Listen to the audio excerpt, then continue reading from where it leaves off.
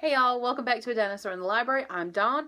This is Vlogmas Day 5. So I'm here to do a book review today, and that is on Things No One Will Tell Fat Girls, a handbook for unapologetic living by Jes Baker, also known as the Militant Baker.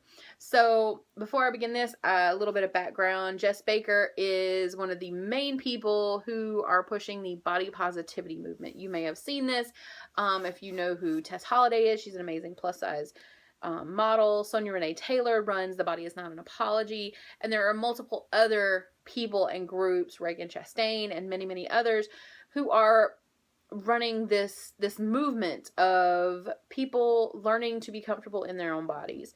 And this movement gets a lot of flack. Quite a lot. These women and men get lots of comments on blogs and Facebook and everything else about how horrible they are and how they're cheerleaders for obesity and they should be ashamed and blah, blah, blah, blah, and they're gonna die and this kind of stuff.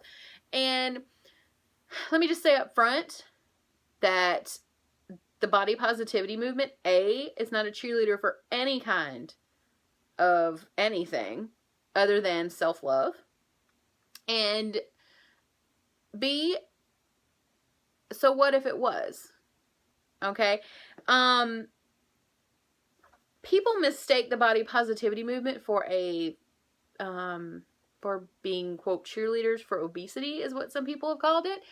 But the whole point of the body positivity movement is not to emphasize one body type over another. What it is a movement designed to teach you that it is perfectly okay to feel comfortable in your own body and to be happy with where you are right now in your own body and to love your body as it is. Because we get taught a lot of things. You grow up, especially, I know thin girls have this experience too. I was not a thin girl, so I don't know what kinds of messages you get yourself. But as a fat kid and as a fat grown-up, I have gotten multiple negative images from everywhere. Family, friends, the media. It's a constant barrage of things. So I have, over the past few years, been trying to train myself out of some of the bad habits that has ingrained in me. And all you fat girls out there, and probably most of you fat guys, will know that there's a list in your head of things that you are, quote, not supposed to do. You are not supposed to wear sleeveless things because you will show your granny arms. You're not supposed to take pictures in certain ways because your neck looks all weird. You're not supposed to do this. You're not supposed to do that. You shouldn't wear this. You shouldn't act like this because you're supposed to take up as little space as possible.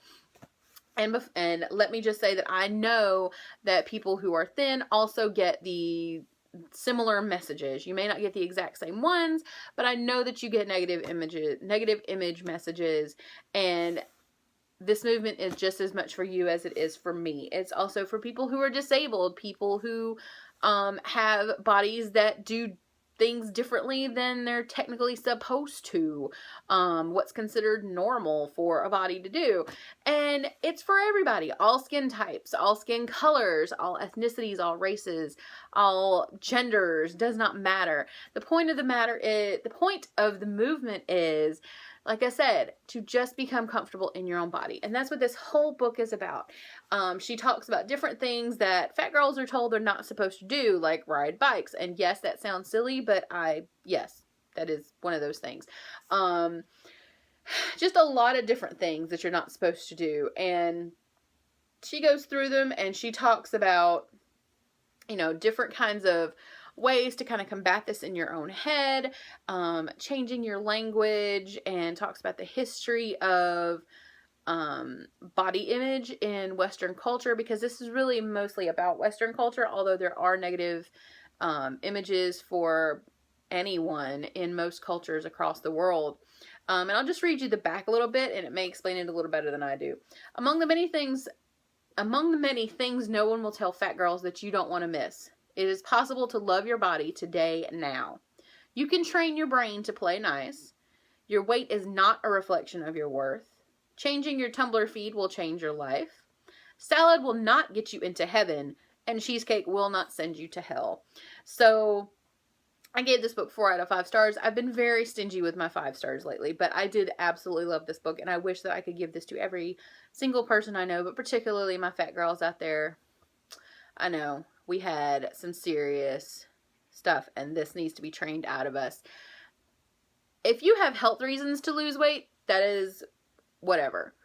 But the point is, even if you do, even if your body is unhealthy, that doesn't mean that you're not allowed to love it.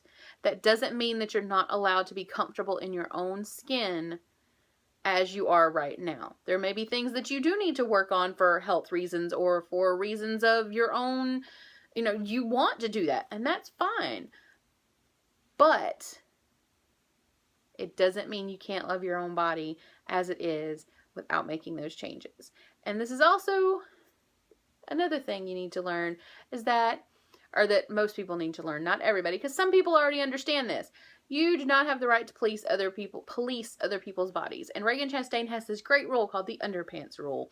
And that means you are in charge of your underpants and nobody else's. So you're the boss of your own self, but that's all that you're the boss of. You do not have the right to tell people how to control their bodies or not control their bodies. And that is something that some people do not understand, and they spend their days, because apparently they have nothing better to do with their lives, attacking people on the internet because of things like this, which is really just trying to put some more positive energy out in the world and trying to help people live a more happy and more fulfilled life. So this sounds like something you would be interested in. Definitely check it out. I really, really enjoyed this book, and I suggest that you check Jes Baker out in general. She has a blog, she has a Facebook, she has an Instagram, and I enjoy all of them. So I hope you guys go out and read this. Let me know in the comments down below if you've read this before. And other than that, I will see you tomorrow for Vlogmas Day 6.